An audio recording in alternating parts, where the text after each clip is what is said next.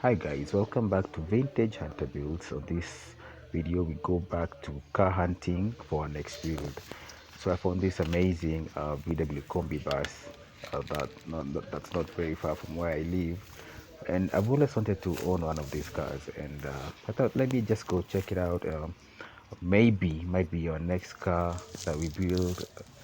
So this is the current situation. So this car has been stalled for a long time, over 15 years. It's been parked here.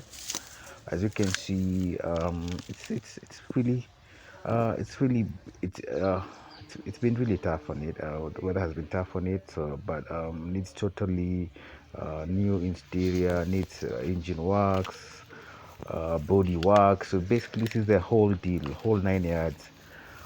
You need really needs TLC. So let's see how it goes. So thanks again for watching, and thank you a lot for keeping it Vintage Hunter Builds. Kindly subscribe and share and watch the other amazing content. Peace and enjoy your weekend. Peace out.